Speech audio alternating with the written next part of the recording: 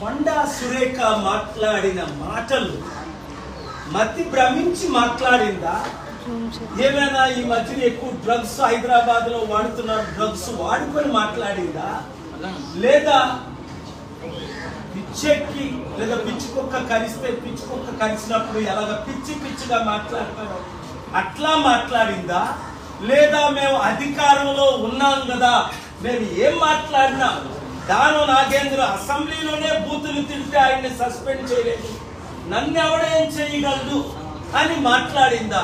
ఏదేమైనా చట్ట విరుద్ధంగా ఆవిడ మాట్లాడింది.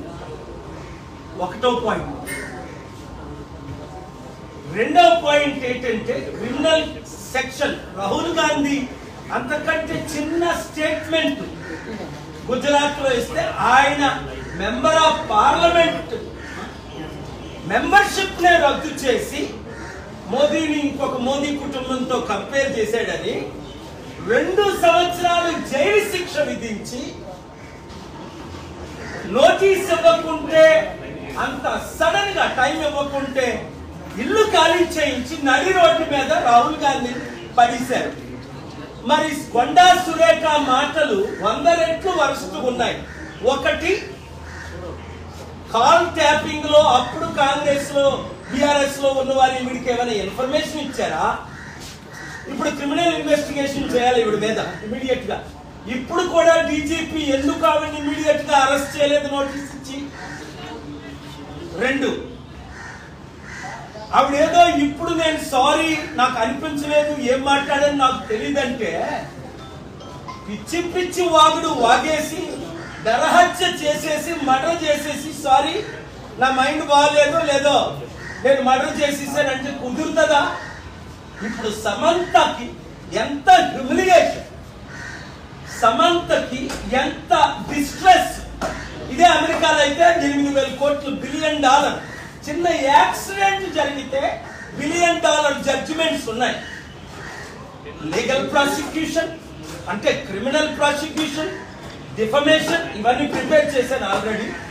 ఒక 72 గంటల టైం ఇస్తున్నాను కొండా సురేఖ రాజీనామా చేయడానికి, లేదా రేవంత్ రెడ్డి ఆవిడ్ని కాంగ్రెస్ పార్టీ రాహుల్ గాంధీ మహిళల పట్ల ఏమైనా గౌరవం ఉంటే ఆవిడ్ని ఇమీడియట్ గా పార్టీ నుంచి పదవి నుంచి తొలగించాలి. తద్వారా ఏమవుతుంది, 50% ఉన్న మహిళలకు మేము మహిళలను గౌరవిస్తున్నామని నోటీస్ పంపించడం. మీకు చిత్తశుద్ధి బయట లేకపోయినా ఉన్నట్టేనా వ్యవహరించండి. కనుక చాలా సెక్షన్స్ ప్రకారం డెఫినేషనే కాదు, క్రిమినల్ ప్రొసీడింగ్స్ కాదు, చాలా సెక్షన్స్ ఉన్నాయి. అవన్నీ నేను తర్వాత మాట్లాడతాను. 72 గంటల్లో కొండా సురేఖ రాజీనామా చేయాలి. 2, సమంత పేరుతో వాళ్ళ కుటుంబం అన్నది సమంతకి ఇంటికెళ్ళి అపాలజీ చెప్పాలి, నాగార్జున ఇంటికెళ్ళి అపాలజీ చెప్పాలి, నాగార్జున భార్యకి చెప్పాలి. వారి కుటుంబాలు నేను ఎప్పుడు కలలేదు, నాకు తెలియదు. అలాగే నాగార్జున కొడుకు వేరేదో నాగా చైతన్య తనకి అపాలజీ చెప్పాలి. తక్షణమే రాజీనామా చేయాలి, లేదంటే all hell will break loose. గర్వం ఎక్కువైపోయి కాంగ్రెస్ పార్టీ చూసారా నిన్నేం జరిగింది?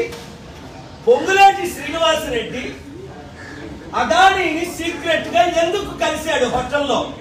అందులో కాంగ్రెస్ లీడర్ కొనుగోలు ఎందుకున్నాడు? కొండానిక పొంగులేటి శ్రీనివాసరెడ్డి మీద రైతులు చేయించారు.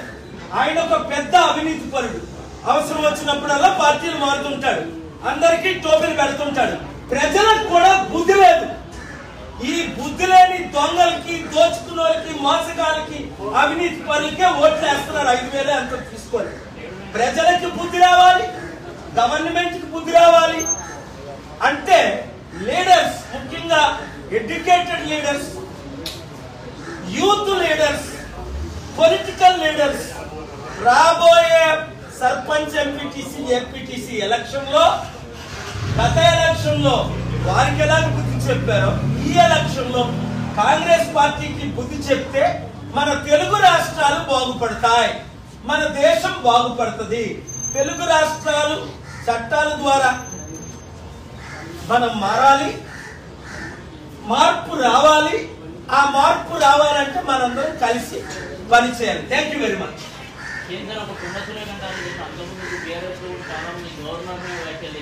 తప్పకుండా వాళ్ళందరి గురించి నేను చాలా తీవ్రంగా ఖండించాను. ఎవరిని రాహుల్ గాంధీయే ఒక ఎనాలిసిస్ చేశాడు పెద్దగా కాకుండా. I supported I wrote a letter, sumoto letter to the Chief Justice of India to restore Rahul Gandhiji a 9-page letter documentation with evidence that many politicians are speaking worse than Rahul Gandhiji. He was brutally punished, humiliated. But Konda Surekha ee roju kuda kallu nettiki vachina taramu kaladu andu. Congress vallandariki kallu nettukochayi. ఎందుకంటే BJP వాళ్ళు fail అయిపోయి KCR, BRS, TRS, TDP fail అయిపోయినందువల్ల ఇంకొకరు లేక మా Praja Shanti party structure లేక 1% 2% ఉన్న Congress party మళ్ళీ అధికారంలోకి వచ్చింది. ఇప్పుడు ప్రజలకు బుద్ధి వచ్చింది. అరే బాబు మళ్ళీ కేసీఆర్ ఉంటే బాగుందని. బుద్ధి లేదా మీకు? మళ్ళీ కేసీఆర్ ఎందుకు మనకి? వాళ్ళందరూ ఒకటే గుర్తించుకోండి. ఆ 2-3 పార్టీలు, ఆ 2-3 కుటుంబాలు మన బడుగు బలహీన వర్గాలు, బీసీలు, ఎస్సీలు, ఎస్టీలు, ముస్లిం, క్రిస్టియన్ 90% ఉన్న మనల్ని అధికారంలోకి రానివ్వలేదు 78 సంవత్సరాలు. ఇక ముందు రానివ్వరు. కనుక మీరు కేసీఆర్ని మర్చిపోండి, కేటీఆర్ని మర్చిపోండి, ఆ పార్టీని మర్చిపోండి. వాళ్ళకి రెస్ట్ ఇద్దాము 10 సంవత్సరాలు. మన ప్రజాశాంతి పార్టీని గెలిపించుకుంటే ఇలాంటి పనికిమాలిన అవినీతి, కుటుంబ, కుల, చట్ట విరుద్ధంగా మాట్లాడినోడు ఎవరు నోరిప్పి మాట్లాడు. డెమోక్రసీ అంటే అర్థం ఏంటి? ఫ్రీడమ్ ఆఫ్ స్పీచ్ ఆర్టికల్ 19 ఉందని పిచ్చి కుక్కలాగా వాగడమా డిఫెండ్ చేస్తూ? కనుక దీన్ని నాట్ ఓన్లీ నేను తీవ్రంగా ఖండిస్తున్నాను, చట్టపరంగా అన్ని విధాల 72 గంటల తర్వాత నేను యాక్షన్ తీసుకుంటాను. కేసు ఫైల్ చేస్తాం. ఇప్పుడు 15 కేసులు ఫైల్ చేసాం, 15 గెలిచాం. కేసీఆర్ మీద కేసులు ఫైల్ చేసాం. కామారెడ్డి కేసీఆర్ కండా సురేఖ మీద రాహుల్ గాంధీని ఏ విధంగా డిస్క్వాలిఫై చేశారో అలాగే డిస్క్వాలిఫై చేయమని కేసు ఫైల్ చేస్తాం.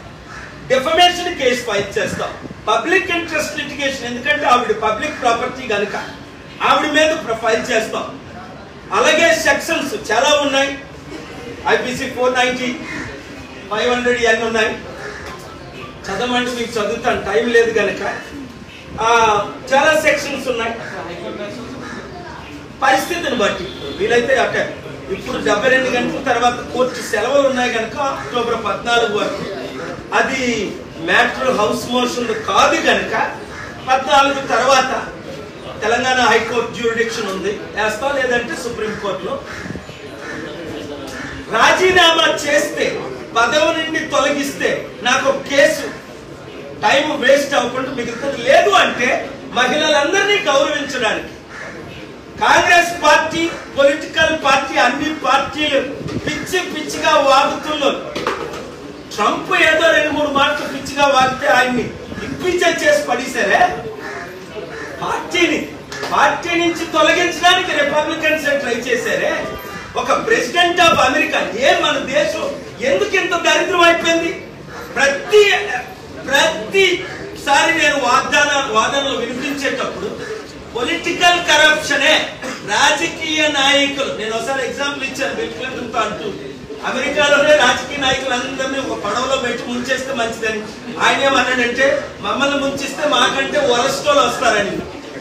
సో ఇప్పుడు మనం ముఖ్యంగా తెలుగు రాష్ట్రాల్లో ఈ పనికిమాల రాజకీయ నాయకులందరినీ ముంచారంటే 7569441275 ప్రతి ఒక్కరు సర్పంచులు, ఇండిపెండెంట్ రండి, కలిసి రండి. లేదా నష్టపోయింది మీరే.